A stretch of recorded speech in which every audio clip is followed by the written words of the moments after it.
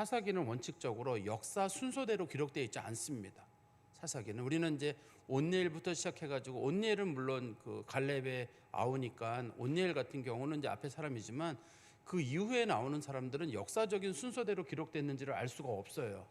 그거보다는 초점이 어디에 있냐면 사람이 어떻게 타락해 가고 있는가를 보여주는데, 그것도 마찬가지로 역사적으로 점점점 타락해 가는 이런 모습을 보여주는 게 아니라 사람에게는 이러이러한 타락의 모습이 있는데 조금 타락한 모습이 있고 심각하게 타락한 모습이 있고, 그걸 여러 모습으로 보여줍니다. 예를 들어서 우리가 사사기를 처음에 보다 보면 사사들이 어려움을 겪을 때마다 하나님께 부르짖거든요.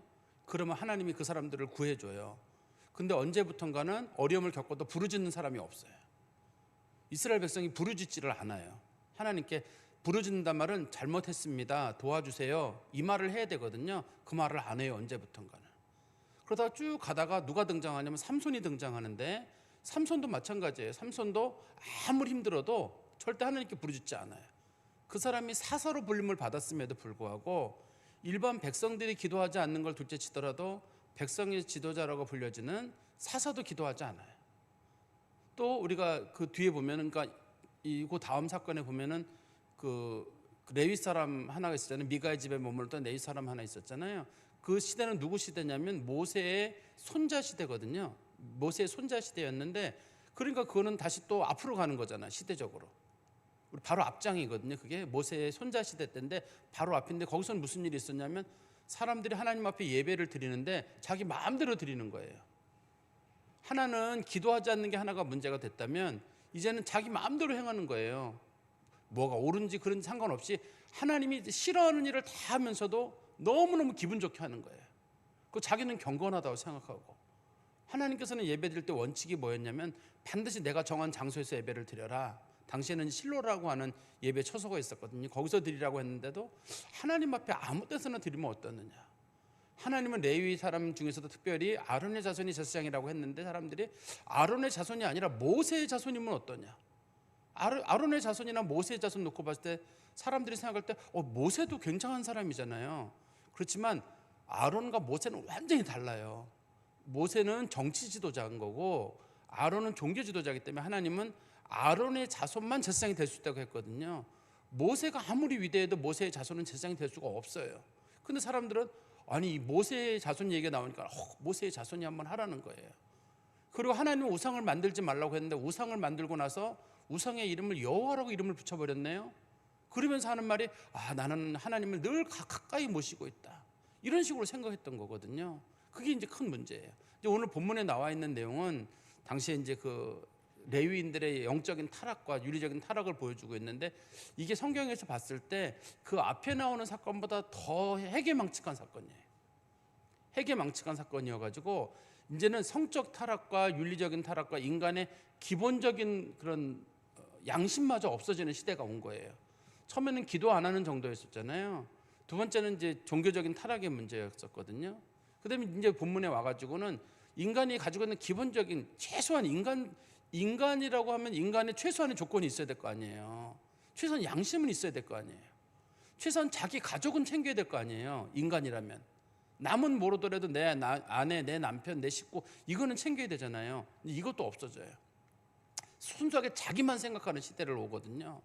그런데 제가 몇 번 말씀드린 대로 이게 우리 시대랑 비슷해요. 처음에는 사람들이 기도 생활하다 기도 생활 안 하거든요. 예배 드리다가도 이제는 뭐 편안하게 예배 생활 한다고 해요. 뭐 좋아요. 그럴 수도 있다고 쳐요. 근데 어느 순간부터는 사람들이 이제는 마치 우리 코로나를 지나면서 예배 드리는데 아무 데서나 드리면 어떠느냐, 예배에 대한 집중도가 떨어지기 시작했어요. 그런데 이제 와가지고는 윤리적인 타락의 문제까지 와가지고 사람들의 마음속에 양심이 없어진 것 같아요. 성경에서는 그거를 양심의 화인 맞는다고 하잖아요. 양심의 가책을 계속 이렇게 느껴야 되는데 양심이 두꺼워져가지고 나중에 양심의 가책이 일절 없어요. 분명히 하나님 앞에 잘못한 건데도 눈물이 안 나요. 내가 뭘 잘못했냐는 거예요. 오늘 본문에 나오는 레위인이 정말 나쁜 사람입니다. 우리는 성경 말씀을 보면서 저 베냐민 사람들이 성폭행을 해가지고 저 여자를 죽였으니까 저놈들이 나쁜 놈들이라고 하지만 실제로는 레위인이 나쁜 사람이에요. 레위인이 나쁜 사람이거든요. 그런데 그 사람이 자기 자신의 잘못을 전혀 못 느껴요. 그리고 죄를 전부 다 베냐민 사람들에게만 뒤집어 씌우고 이제 자기는 피해자로 돌아서는 거예요. 그게 왜 그러냐면 이게 성경에서 뭐가 문제냐면 자기 가족 돌보는 일, 내 아내 돌보는 일, 인간으로서 최소한의 양심의 가치가 없어지는 시대가 왔다는 뜻이거든요. 제가 이 앞부분에 나와 있는 내용 조금만 설명드리면 이런 내용이에요. 그 에브라임 산지에 레위인 한 사람이 살고 있었는데 그 사람에게 첩이 있었어요. 근데 첩은 용도가 여러 용도예요. 어떤 아이 출산을 위한 용도가 있을 수도 있고, 그다음에 성적인 어떤 그런 유희를 위한 것도 있을 수가 있고, 어린 여자를 데려다가 그냥 그 하인처럼 쓰는데 그냥 그 돈 안 주고 하인처럼 데리고 쓰기 위해서 첩을 들이는 경우도 있었거든요. 이 본문의 내용만 놓고 봤을 때는 아주 나이 어린 여자를 데려다가 집에 일 시키는 여자로 사용했던 것 같습니다. 어떤 성적인 관계랑은 좀 다른 차원에 있는 것 같거든요. 그런데 하루는 이 여자가 그 남편 집을 떠났어요.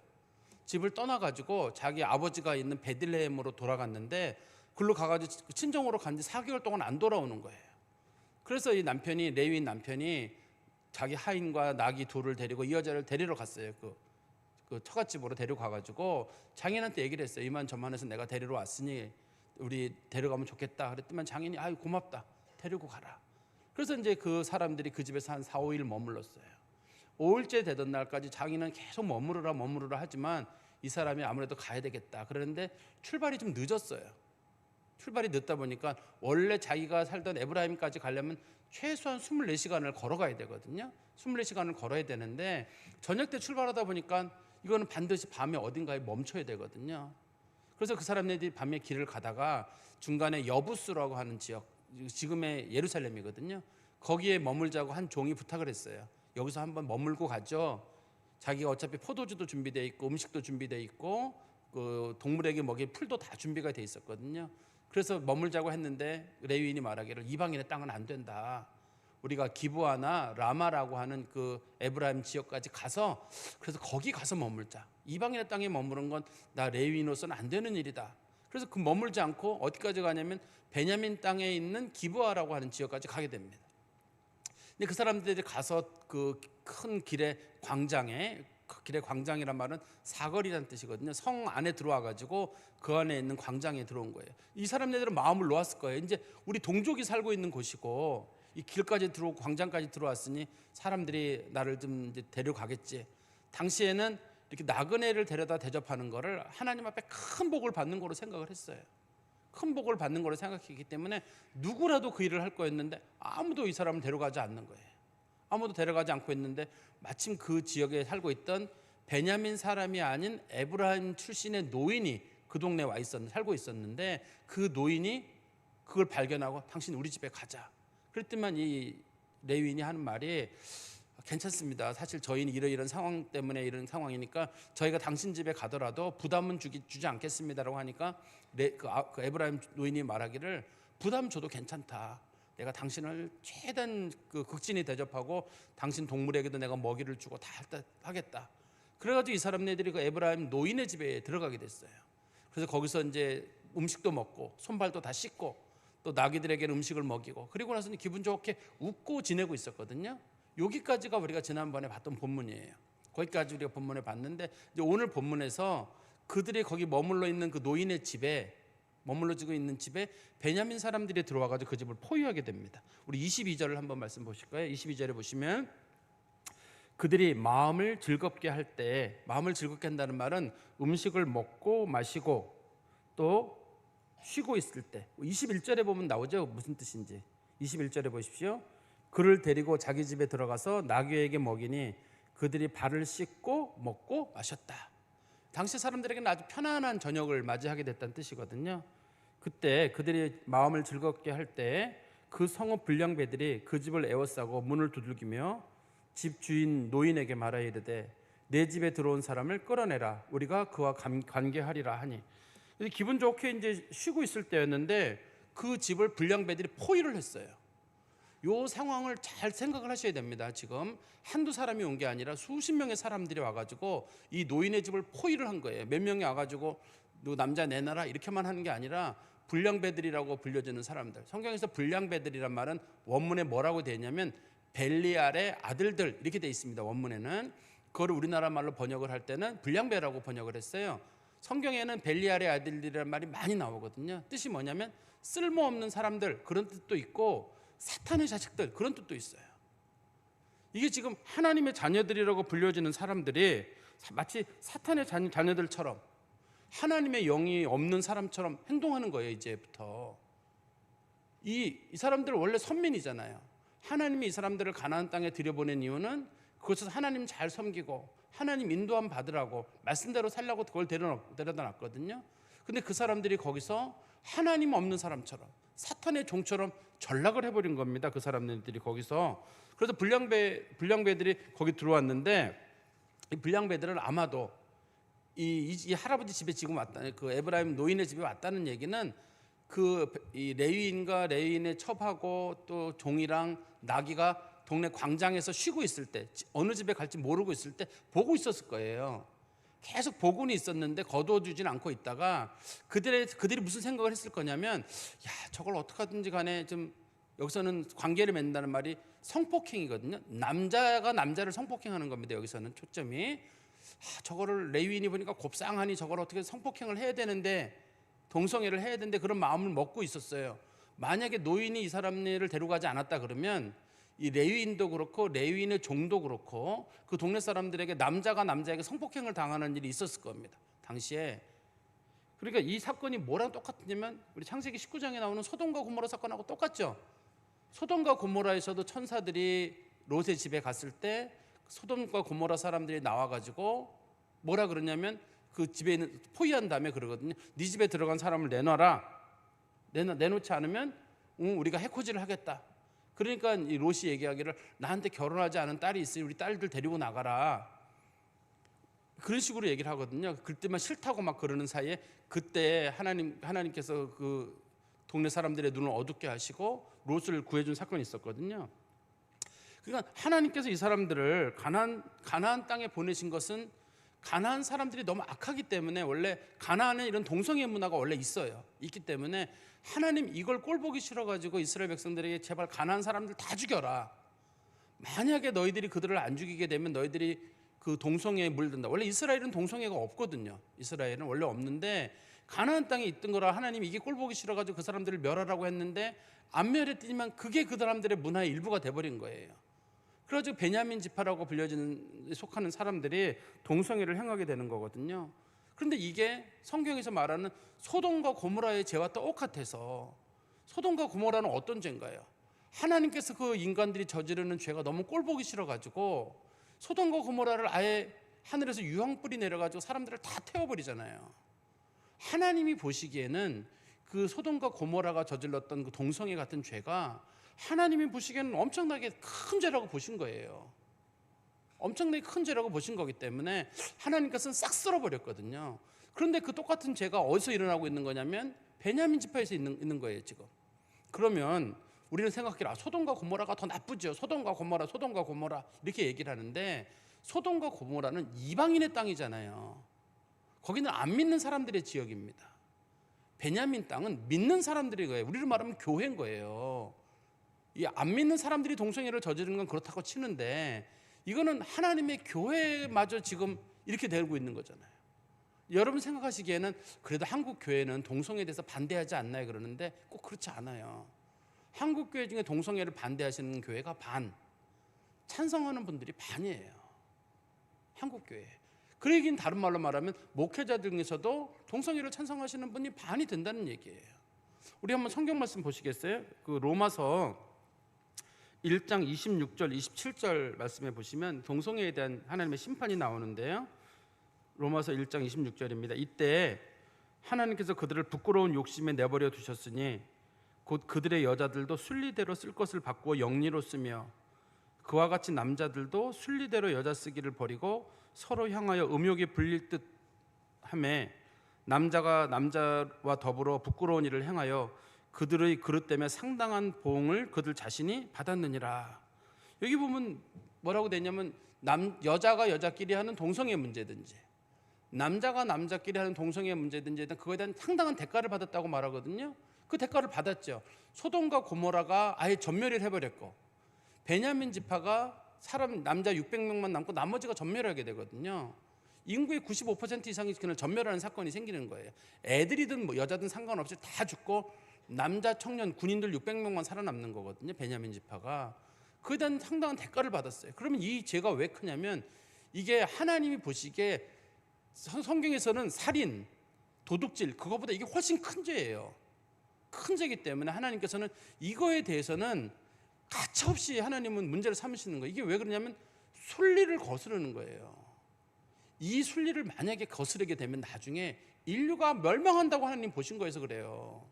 근데 우리 사회는 요즘 어떻게 이걸 보냐면 그래도 그 사람들이 소수기 때문에 소수를 우리가 차별하면 안 된다. 그래서 소위 소수에 대한 차별을 금지하는 그런 법을 만들자고 자꾸만 사람들이 주장하고 그런 당들도 있잖아요. 그런 걸 추구하는 당들도 있거든요. 근데 우리 성도들도요. 그런 걸 그러니까 그 사람들 그 동성애자를 지지하자고 하는 사람들을 우리 성도들이 투표로 뽑아주고 있어요. 잘 생각해 보시면 우리가 뽑아주고 있습니다. 그 사람들이 표를 많이 얻어가지고 다수당이 되기도 하고 그래요. 근데 우리 생각하기를 목사님 나 그런 마음으로 뽑은 건 아닙니다. 그렇든 말든 어떻든 뽑은 건 뽑은 거예요. 책임은 져야 되는 거거든요. 그런 문제가 이게 지금 투표일 한참 전이기 때문에 이 정도 얘기를 해도 되나요?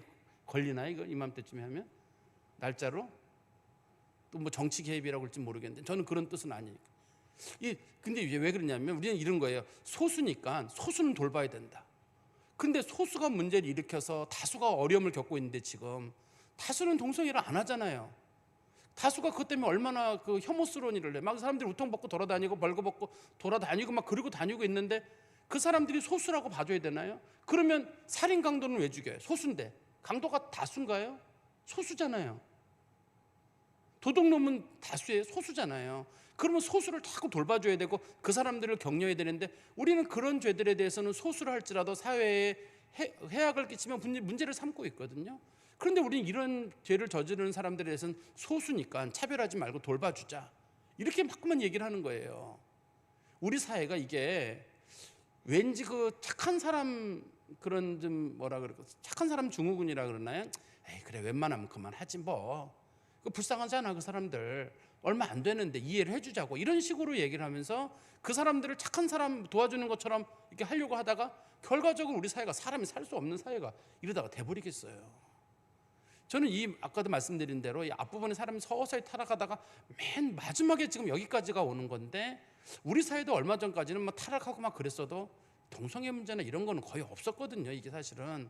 근데 이런 문제가 부닥치고 있는데 이게 문제는 교회 안 다니는 사람들 사회에서 그러면 좋은데 교회 다니는 사람도 동성애자가 꽤 많아요. 신학교에서도 보면은 동성애자가 발견돼가지고 퇴학당하는 일이 있거든요. 그럼 그 사람네들이 어디로 가느냐? 기독교 사립대학들로 가서 잘 다녀요. 학교를요. 기독교 사립대학에 가서 내가 동성애자라고 밝히거든요. 학교가 받아주거든요. 신학대학에서는 퇴학을 당합니다. 이게 밝혀지면 퇴학을 당하게 되는데 그러면 자기들이 또 가서 어딘가에서 다녀요. 이걸 보면은 그 얘기는 뭐냐면 기독교인들 내에 목회자를 꿈꾸거나 신학생을 꿈꾸거나 또 성도들 중에도 신앙생활 잘한다고 하는 사람들 중에도 이런 사람들이 제법 있다는 거예요. 이건 하나님 앞에 얼마나 큰 죄냐는 거예요. 이건 사실 이게 단순하게 무슨 뭐 사람 죽이고 살리고 그런 문제만이 아니라 하나님 보시기에 순리를 거스르는 죄이기 때문에 하나님이 이것을 굉장히 크게 보고 있는 거거든요. 우리 23절 말씀해 보십시오. 그 집 주인 그 사람이 그들에게로 나와서 이르되 아니라 형제들아 내가 청하노니 이 같은 악행을 저지르지 말라. 이 사람이 내 집에 들어왔으니 이런 망령된 일을 행하지 말라. 그 사람들이 집을 포위하고 나와서 막 나오라고 하니까 처음에는 먼저 어떻게 했냐면 그 사람들에게 그 사람들이 와가지고 관계하겠다고 하니까 주인이 먼저 나간 거예요. 주인이 먼저 나가가지고 동네 사람이니까 설득을 한 거예요. 이러지 마라. 이 본문에서 악행을 저지르지 말라라는 말의 뜻은 윤리적인 죄나 이런 걸 하지 말라는 뜻이에요.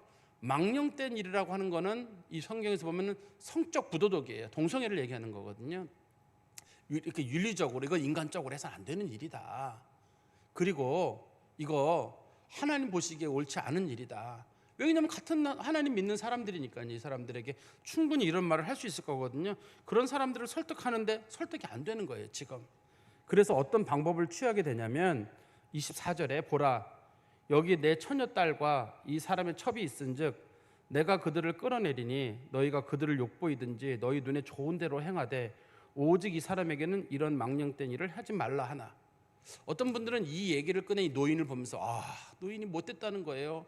어떻게 자기 딸을 거기 끌어낸다 그러고 이 레위인의 첩을 끌어낸다 그러는 저게 인간이냐고 이렇게 볼지 모르겠어요. 전혀 그런 뜻은 아닙니다. 이 말에는 지금 이 사람네들이 동성애를 원하는 거잖아요. 동성애를 원하는 거기 때문에 그 사람들의 마음을 누그러뜨리려고 여자들을 제시하는 거. 어차피 여자들을 보내봤자 여자들은 안 건든다고 본 거예요. 이 사람네들은 동성애자 모임이거든요. 동성애자 모임이기 때문에 설마 여자들은 건들겠느냐. 그러니까 그 사람들의 마음을 달래는 거예요. 자, 여자 여기 있다. 우리 여자 싫어요. 우린 남자 좋아요. 야, 여자 내 딸 어린 딸이고 이 사람 첩도 어린데 네가 가서 해라. 우린 동성애 이러는 사이 실갱이 하다 보면 그 사람들이 에이 그냥 이렇게 갈 거로 생각한 거지. 이 사람이 내 딸 어린 딸 데리고 가고 이 사람 첩 데리고 가고 여자는 막 데리고 가라 이런 뜻으로 한 말은 아닙니다. 이게 왜 그러냐면 그 창세기 19장에서 소돔과 고모라에서 우리가 롯을 볼 때 우리는 롯을 되게 얕잡아 보잖아요. 성경에서는 롯을 뭐라고 부르냐면 의인이라고 부릅니다. 하나님 앞에 아브라함만큼은 아니지만 신앙생활을 잘한 사람입니다. 롯이. 그래서 의인이라고 불러요. 롯도 똑같은 일을 했었어요. 롯도 똑같은 일. 천사들이 그 집에 왔을 때 사람들이 천사들을 끌어내라고 할 때 내 딸들 결혼하지 않은 내 딸들이 있으니까 내 딸들 데리고 가라 이렇게 얘기를 하게 돼요. 그 얘기는 뭐냐면 사람들의 마음을 누그러뜨리는 거고 자기네 집에 찾아온 사람을 보호하려고 하는 그런 태도인 거지 여자는 막 떼도 된다 그런 사회적 문화가 있는 건 아닙니다. 그래서 혹시라도 이 노인의 말에 대해서는 여러분들이 오해를 하지 않으셨으면 좋겠어요. 그런데도 불구하고 사람들이 25절에 보십시오. 무리가 듣지 아니하므로 노인이 말을 막 얘기했는데도 불구하고 노인의 말을 듣지를 않아요. 그런데 그때 그 사람이 자기 첩을 붙잡아 그들 밖으로 끌어내매 그들이 그 여자와 관계하였고 밤새도록 그 여자를 능욕하다가 새벽 미명에 놓은지라. 근데 막 얘기하고 있는 중에 갑자기 이 레위인이 자기 첩을 바깥으로 확 꺼내 던져버리는 거예요. 데려가라. 문을 딱 닫아버린 거예요. 이거는 나쁜 짓입니다. 이거는 이 사람은 손님으로 지금 자기가 이 집의 그 주인이 아니잖아요. 손님으로 알기 때문에 그 주인이 한 말, 그 에브라임 노인이 한 행동은 이 손님들을 보호하려고 하는 그런 태도지만 여기서 막 얘기 나오니까 자기 첩을 바깥으로 내버리고 문 딱 닫아버린 거예요. 그러면 어떡하겠어요, 이 사람네들이? 아무리 동성애자들이라 할지라도 온갖 해코지를 하지 않겠어요? 동성애자들이 한다는 거는 뭐 보통 일반적인 성관계도 있지만 막 학문에 뭐 이런 것들이 막 있지 않아요? 이 여자가 어떻게 되겠어요, 이게? 제가 처음에 그랬잖아요. 정말 악한 짓은 뭐냐면 이 레위인은 어떻든 간에 이 여자는 첩이잖아요. 첩이니까 가족일 거 아니에요. 근데 이 가족에 대해서 이토록 이 사람이 잔인한 행동을 하는 거예요. 자기 살려고. 자기 조금 위협 놓인다고 해가지고 자기의 정결함이든 자기 조금 위기에 놓인다고 해가지고 자기 첩을 바깥으로 끌어내가지고 이 사람 맘대로 하라는 거예요. 이 본문에서는 악한 사람은 그 동네에 있는 불량배들도 악한 사람이지만 동성애를 하겠다는 사람도 악한 사람이지만 레위인이 인간에 대한 자기 가족에 대한 기본적인 그런 배려가 없는 거잖아요. 내 아내 아니에요. 첩이 일단 아내 아닙니까 여기서. 그리고 제가 또 말씀드릴 텐데 이 첩이 나이가 어려요. 나이가 어리거든요. 나이가 어린 여자인데 이 사람을 바깥으로 내보내는 거예요. 그러면 내 가족과 같고 내 딸과 같고 그런 사람을 바깥에 내보내가지고 자기가 나가서 해코지를 당하는 있더라도 자기가 나가야 되거든요. 이 상황에서는요. 이 상황에서는 자기가 나가야 돼요. 자기가 나가야 되는데 그 상황에서 이렇게 내니까 우리가 짐작하는 게 하나 있죠. 그 첩이 왜 이 집을 나갔었는지. 첩이 이 집을 나가가지고 4개월 동안 장인 집에 가 있었잖아요. 그때 제가 말씀드렸잖아요. 이 첩이 나간 것이 무슨 성적인 죄를 범해서 나간 게 아니라고. 왜 나간 거냐면 이 상황에서 알 수가 있어요. 이 사람이 어떤 사람인지, 이 여자를 인격적으로 어떻게 대했는지를 알 수가 있어요. 정말 사랑하고 아꼈으면 이렇게 했겠어요? 이 사람이 이 여자를 자기네 집에 머슴만도 생각 못한 거예요. 머슴처럼만 생각했더라도 그렇게 안 했을 거예요. 당시에 여자들 돈 없으면 주로 그 돈 주고 사왔거든요. 돈 주고 사와서 첩을 삼았을 거예요. 장인 집이 어려운 경우. 그렇다고 해도 돈으로 사왔다고 해가지고 그 사람을 이렇게 무지막지하게 대하고 그러니 그 사람이 거기서 그렇게 하지 않았겠어요. 이 여자가 못 견디고 도망온 거 아니겠어요? 근데 성경에서는 어떻든 간에 여자가 남자 집을 떠나서 가는 경우를 음행이라고 부르기 때문에 그 음행이라고 부르지만 사실은 이 남자, 이 레위인이 참 못된 사람인 거예요. 얼마나 부인을 못 살게 굴고 첩을 인간 취급을 안 했으면 이렇게 나왔겠냐는 거예요. 뒤에 보면 또 성경에 보면 나옵니다. 우리가 그걸 확인할 수 있는 게 26절에 보십시오. 동틀 때 여기 우리 26절 좀 더 볼까요? 무리가 말을 듣지 아니하므로 그 사람이 자기 첩을 붙잡아 그들 밖으로 끌어내매 그들이 그 여자와 관계하였고 밤새도록 그 여자를 능욕했다. 능욕한다는 말이 강간했다는 뜻입니다. 새벽 미명에 놓은지라. 뭘 어떻게 했는지 모르지만 아무튼 사람을 굉장히 힘들게 만들고 괴롭히고 해가지고 밤에 와가지고 새벽 미명까지 이 사람을 괴롭힌 거예요. 그런데 26절에 동틀 때 여인이 자기 주인이 있는 그 사람의 집에 문에 이르러 엎드려져 밟기까지 거기 엎드려져 있더라. 그런데 이 새벽에 이 여자가 그 집에 온 거예요. 포진 고통을 당하고 이제 뭐 기어서 왔을 거예요. 기어서 와가지고 그 집에까지 그 사람이 와 있었거든요. 근데 이 보면 이 본문에서 이 사람을 뭐라고 부르냐면 잘 보세요. 성경책을 여러분이 구분할 수 있는지 모르겠는데 한번 잘 보세요. 25절에서는 여인을 여자라고 부릅니다. 잘 보세요. 25절에 무리가 듣지 아니하므로 그 사람이 자기 첩을 붙잡아 그들에게 밖으로 끌어내며 그들이 그 여자와 이렇게 돼 있죠. 그리고 밤새도록 그 여자를 이렇게 돼 있잖아요. 그 다음에 26절에 가면 동틀 때 그 여인이 이렇게 돼 있잖아요. 위에는 여자라고 하고 밑에 가서는 여인이라고 지금 부르잖아요. 호칭상으로. 그죠? 우리나라 말에는 뭐 여자나 여인이나 거기서 거기 같은데. 히브리어 원문에 들어가면 여자는 성적 경험이 없는 사람한테 쓰는 용어예요. 나라라고 하는 성적 경험이 없는 여자. 밑에 있는 여자, 여인이라는 말은 성적 경험이 있다는 뜻이에요. 여인이라는 말은. 이사라고 부르거든요. 이 여자가 성적 경험이 없다는 얘기는 아주 어린 여자라는 뜻이에요. 아주 어린 여자가 끌려나가서 아주 모진 일을 당하고 온 거예요. 성적 경험이 자기 남편하고 관계 생긴 게 아니라 남편하고는 성적 관계가 없는 거예요. 없기 때문에 이 사람들에게 모진 일을 당하면서 일은 생겼기 때문에 누구한테 간에 생겼든 간에 성적 경험이 있으면 그때부터는 여자를 이시아라고 부르거든요. 여인이라고 호칭을 쓰거든요. 호칭이 바뀌게 됩니다. 그리고 이제는 이 여자의 남편을 남편이라고 부르지 않고 주인이라고 불러요. 주인이라고 부를 때 좋은 뜻으로 쓰는 주인이 아니라 이제 이 남편은 이 여자에게 주인은 될 수 있는지 몰라요. 마치 몸종처럼 다스리니까. 남편은 못 돼 이제부터. 남편이라면 여자를 보호했었어야 되거든요. 보호했었어야 되는데 보호하지 않았기 때문에 남편 자격이 없어요. 성경은 이제부터 이 사람을 남편이라고 부르지 않아요. 주인이라고 불러요.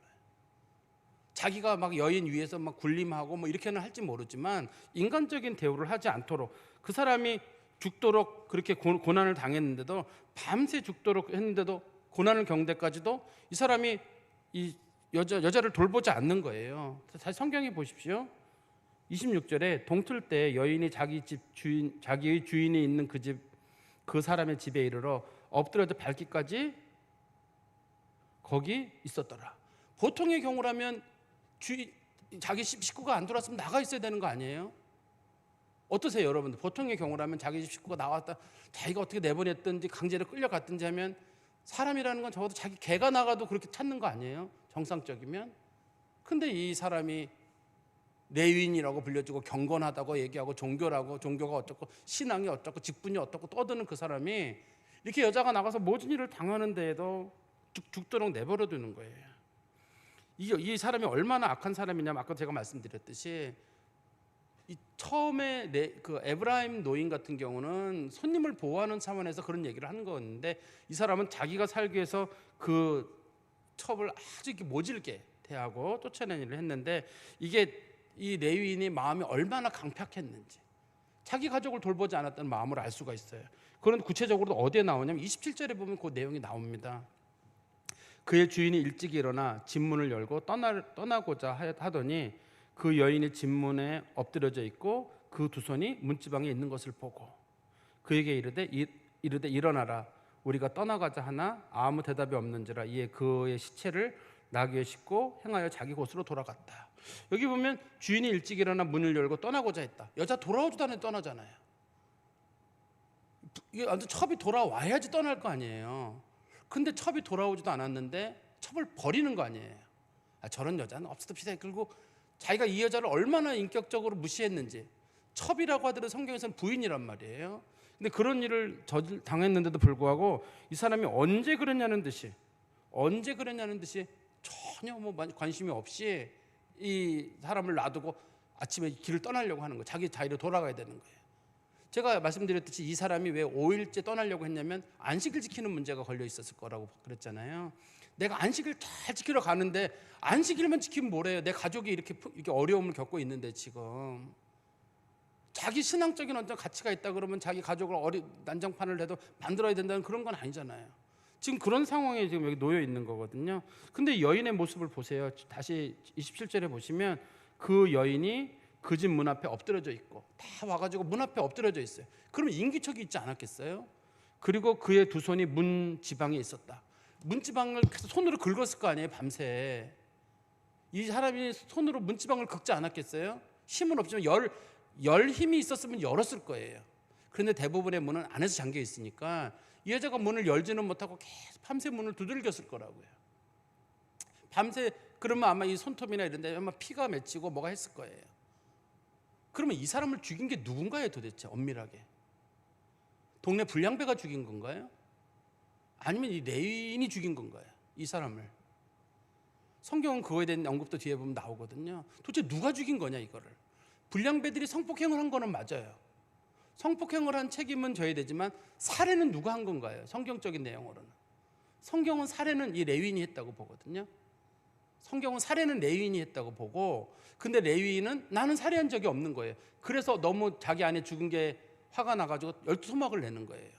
그 사람은 모든 책임은 성폭행한 사람에게 책임이 있다고 주장하고 있고, 성경은 레위인이 죽인 거로 이 문제를 보고 있거든요. 근데 이 여자가 밤새도록 그 문을 긁었는데도 들은 척하지 않고 있다가 아침에 일어나가지고 길을 가야 된다, 떠나야 된다라고 얘기를 하니까 이게 어떻게 인간적으로 가능한 일이겠어요? 제가 처음에 그런 말씀 드렸잖아요. 사람이 서서히 타락하는데 맨 마지막에 가면 인간성이 말살이 되는 거예요. 최소한 양심이 있어야 되잖아요. 내 식구가 나갔으면 최소한 가슴 떨리고 이거 어떻게 됐나 궁금해하고 이거 식구들 어떻게 됐나 힘들 텐데 걱정이 될 텐데, 이게 인간의 가장 기본적인 마음 아니겠어요? 근데 요즘 우리가 어떤가요? 누가 죽었다 그래도 그러는 것보다 그렇고, 누가 아프다 그래도 그런가 보다 그렇고, 내일 아니면 다 넘어가요. 옛날에 우리가 그렇지 않았잖아요. 예수 안 믿는 시대를 살던 사람들도 누구네 뭐 있다 그러면 같이 걱정해주고 가슴 아파하고 힘들지 기도하기 이래야 되는데, 이제는 뭐 나 하나 빼놓고는 누구 아프다 그래도 뭐 눈 하나 깜짝 안 해요. 누구 죽었다 그래도 그런가 보다 싶고, 그냥 말로 단 잘하지 기도할게 뭐 이렇게만 얘기하지 사람이 사람을 슬퍼하지 않아요. 제가 볼 때 우리 시대가 이 시대에 오고 있는 것 같아요. 우리는 초점이 주로 동성애만 있어가지고 우리는 그 동성애랑 싸운다 그러는데, 동성애를 떠나서 우리의 인격성 자체가 지금 말살이 되고 있어가지고 양심과 인간성을 느끼는 마음이 제가 볼 때 없는 것 같아요. 사사기가 이렇게 해서 끝나면서 이스라엘이 멸망하는 지경에 하나님께서 다윗을 보내가지고 겨우 회복을 시키십니다. 다윗을 통해 회복을 시키시는데, 어쨌든 그 전까지 가기 전에 이스라엘이 엄청난 하나님의 고난 가운데 놓이게 되거든요. 우리가 한번 우리 자신을 보고 우리 자신을 한번 좀 생각해 봐야 될 부분인 것 같아요. 우리 성경 말씀 다시 보시면 28절에 보십시오. 그에게 이르되 일어나라 우리가 떠나가자 하나 아무 대답이 없는지라 이에 그의 시체를 나귀에 싣고 행하여 자기 곳으로 돌아갔다. 여기 보니까 우리나라 성경책에 그의 시체를 나귀에 실었다 이렇게 돼 있잖아요. 그런데 이게 원문에나 영어 성경책에는 뭐라고 돼 있냐면 그 여자를 이라고 돼 있어요. 시체라고 안 돼 있어요.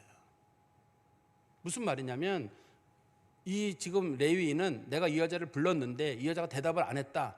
그래서 내가 이 여자가 죽은 줄 알고 싣고 내가 갔다. 이게 레위인은 주장하는 거고, 성경은 이 여자는 죽지 않았는데 이 여자를 마치 죽은 것처럼 생각하고 실어가지고 가서, 그래서 이 사람이 죽은 시점이 와서 죽은 건지 새벽에 죽은 건지 나귀를 타고 가다 죽은 건지 성경은 설명을 못해요. 그렇지만 책임은 이제 레위인에게 있는 거거든요. 그러니까 그의 시체가 아니라, 성경을 우리 영어식으로 바꾼다 그러면 그 여자를 이에요.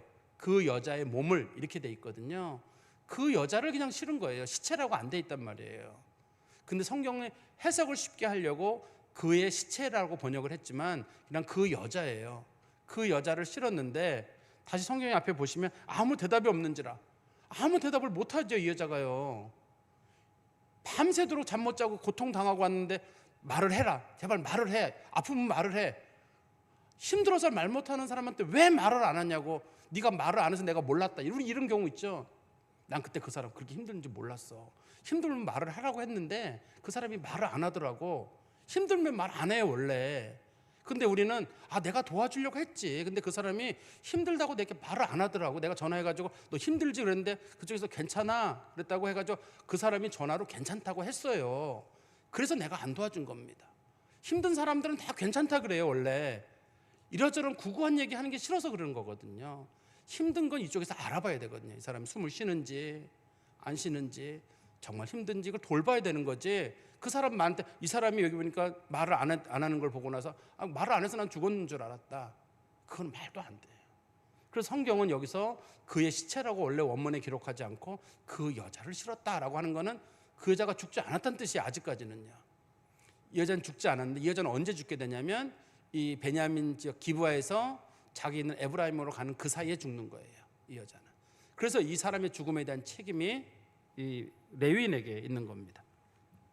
그리고 우리 성경 말씀 다시 보시면 29절에 그 집에 이르러서는 칼을 가지고 자기 첩의 시체를 거두어 그 마디를 찍어 12덩이를 나누고 그것을 이스라엘 사방에 두루 보내매 그것을 보는 자가 다 이르되 이스라엘 자손이 애굽 땅에서 올라온 날부터 오늘까지 이런 일은 일어나지도 아니하였고 보지도 못하였도다.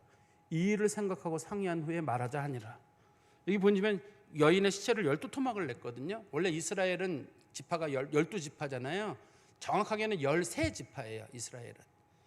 원래 그 에브라임 우리 요셉 지파를 두 개나 나눠 가지고 그 므낫세랑 에브라임 지파로 나누거든요. 그리고 레위 지파를 지파에서 빼요. 레위 지파를 빼서 그래서 12지파거든요. 이 본문의 12덩이는 베냐민 지파를 뺀 레위 지파를 포함한 12지파예요. 거기서 이제 시신을 그쪽으로 보내는 거거든요. 시신을 보내는데 이 사람은 그 시신을 보내면서 책임이 누구에게 있다고 말하는 거냐면 이 분노를 누구에게 말하는 거냐면 베냐민 지파 사람들이 내 첩을 죽였습니다. 이렇게 주장을 하고 있는 거예요. 그렇지만 자기가 그거에 대한 책임이 있다는 사실을 못 느끼는 거예요. 자기 잘못이 더 크잖아요. 그 사람들은 남이잖아요. 남이어서 그렇다 치더라도 이거는 이 사람이 나와서 충분히 보고 이 사람이 인기척이 있었을 것이고 나와서 그 사람만 거두어만 줬더라도 죽진 않았을 거 아니에요. 근데 자기에 대한 책임은 전혀 없는 거예요. 자기 책임이 있었으면 토막내지 않았어요. 이스라엘에 사람 시신 토막내는 거 없는 일이에요. 여기서 큰 죄는 이스라엘에 이런 죄가 없었다. 동성애가 없었다는 뜻이야. 성폭행은 계속 있었어요. 성폭행은 출애굽 중에도 있었기 때문에 출애굽에서도 성폭행하지 말라는 얘기가 많이 들어있어요. 그렇지만 시신을 토막내지 말라는 말은 여기가 처음 나오는 거예요. 정말 잔인한 사람은 레위인인 거예요. 레위인이 시신을 토막을 낸 거예요. 자기의 분노를 실어가지고 자기 잘못은 빼버리는 거예요. 그런데 사람이 시신을 토막낸다는 건 인격이 끝났다는 뜻이에요. 혹시 여러분들은 시신을 토막낼 수 있으시겠어요? 우리 권사님께서 장로님 말 안 듣는다고 아이고 아무리 죽었다고 어떻게 사람이 그래. 근데 요즘 보세요. 사람들이 웬만하면 시신 뭐 했다고 그러고 훼손했다고 그러고 최근에 신문에 보니까 무슨 뭐 몇 년도 오래전 사건인데 보니까 뭐 간을 몇 명이 나눠서 소금 찍어 먹었다고 그러고 뭐 아유 어떻게 인간이 인간을 먹어요 이게. 근데 우리는 생각하기를 베냐민 사람들이 그 여자를 데려다 성폭행하고 거기다 초점을 두는데 성경은 지금 사람들이 놀란 게 뭐냐면 성폭행했다는 사실에 놀란 게 아니라 아니 어떻게 시신을 12토막을 냈냐는 거예요. 그것도 자기 그 첩의 시신을 어떻게 내 배우자의 시신을 내가 토막을 내. 남도 아니고 내가 무슨 살인을 저지르는 것도 아니고 적도 아니고 그 제가 그랬잖아요. 어린 여자라 그랬잖아요. 당시에 주로 그 성관계가 없는 여자들은 12살 전후거든요. 12살 전에 가장 고사리 같은 손 그 여자애를 그거를 토막을 내가지고 막 보낸다는 얘기는 당시에 사람들이 얼마나 이렇게 좀 못됐었는지 사람들이 그걸 보고 경악을 하는 거예요. 사람들의 마음속에 있는 분노를 일으킨 거거든요. 자기 잘못은 다 사라지고 여기에 대한 책임은 이 레위인이 얘기를 해야 되거든요.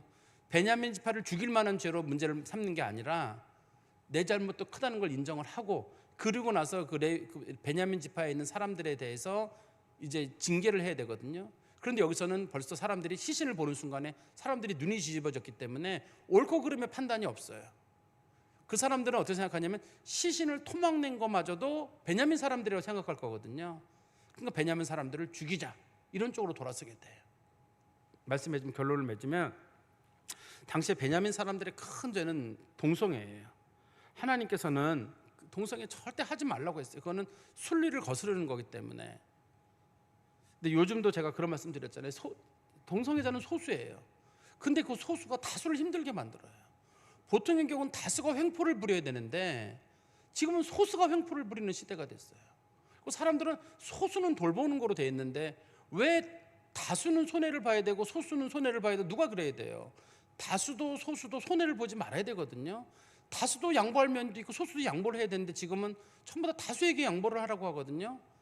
니네들이 다수잖아. 소수자들을 차별하지 말라고 얘기했는데 그건 옳지 않은 일인 것 같아요. 근데 그 사람들이 여인에 대해 참 무자비했어요. 성폭행을 한 것도 무자비한 일이고 또 이 레위인도 자기 아내를 바깥으로 내보낸 것도 나쁜 일이고 그 여자가 밤새 돌아오지 않았는데도 그렇고 돌아와가지고도 문을 두드리고 손이 문지방에 있다는 얘기는 다 들어온 거 아니에요 이미요. 누가 조금만 구해줬으면 살 수 있는 사람인데 안 살려준 거. 그리고 죽지도 않은 여자를 나귀에 싣고 가가지고 토막을 내는 사건들, 불량배들보다 더 악한 거예요.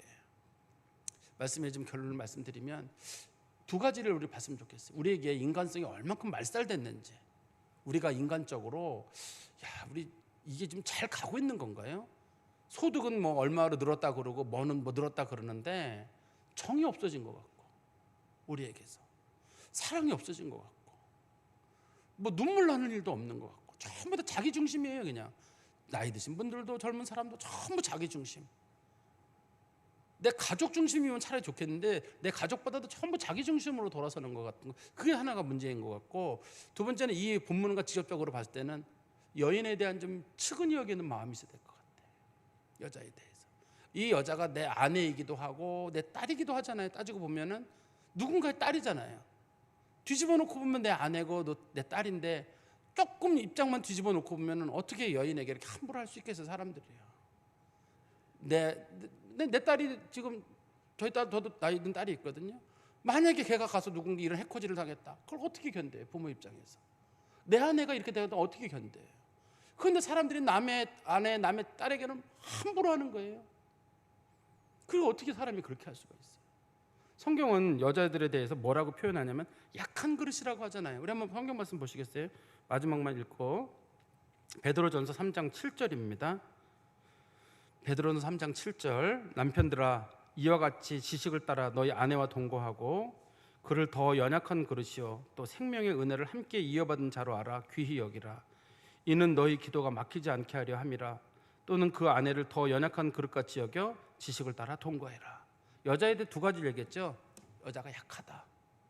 두 번째는 너랑 같이 아이를 같이 낳은 사람 아니냐. 너랑 같이 아이를 낳은 사람 아니냐. 그러니 그걸 잘 돌봐줘야 되지 않느냐. 그게 성경이 가르침이거든요. 우리나라는 또 거기다 뭐가 더해지냐면 부모까지 돌보잖아요. 제가 생각해 보니까. 저도 생각을 해보면 잘 못합니다. 제가 원칙적으로는 잘 못하면서도 마음속에 생각이 들기를 애들 셋 낳고 부모님 두 분 다 돌봐왔고 평생. 그리고 지금 뭐 무능한 남편 뒤에서 돌보고 기도하고 있고 잘해야 되겠다. 그런 마음이 자주 들어요. 인간이 할 수 있는 것 중에 그거보다 더 큰 일이 뭐 있어요? 애들 낳아주고 애들 이만큼 키워주고 부모 끝까지 다 돌봐주고 남편 돌봐주고 맨날 물어보는 게 밥 먹었냐 안 먹었냐 잘 먹고 사는데 맨날 물어보고 그게 아내들이 하는 일이란 말이에요. 우리나라 아내들은 다른 나라 사람보다 더 그게 심하잖아요. 그러니 우리가 남편들 얘기는 뭐 여기서는 빠집니다만 어떻든 간에 좀 잘해줘야 되겠다. 이 말씀을 좀 마음에 두시고 사시기를 간절히 소망합니다. 기도하겠습니다. 하나님 아버지 주님 감사합니다. 저희들이 말씀을 통해서 우리 시대의 모습을 보게 하시고 또 우리의 모습을 보게 하신 것 감사합니다. 저희들이 예수를 믿고 신앙생활을 하지만 언제부터인가 마음은 강팍해지고 예수 안 믿는 사람보다도 더 악한 모습으로 늘 갈 때가 있고 양심은 양심으로서 역할도 하지 못하고 사람 불쌍히 여기고 측은히 여기는 마음도 없고 심지어는 내 가족마저도 측은한 마음으로 바라보지 못하는 만큼 우리들의 마음이 많이 강팍해졌습니다. 주님께서는 그것이 사사기의 가장 악한 모습이고 인간이 끝나는 마지막 점이라고 말하고 있는데 우리가 벌써 거기까지 온 것 같습니다. 하나님 아버지, 저희를 불쌍히 여겨주시고 하나님께서 주시는 경고의 말씀으로 알고 지금이라도 저희들이 돌이켜서 하나님 앞에 회개하고 똑바르고 바른 모습으로 살아가도록 저희를 붙잡아 주시고, 또 우리에게 주신 가족들, 또 아내, 남편, 자녀들 진심으로 사랑할 줄 아는 하나님께서 주신 은혜의 가족인 줄 알고 사랑하고 돌보는 자들이 되게 하여 주시옵소서. 예수 그리스도의 이름으로 기도하옵나이다.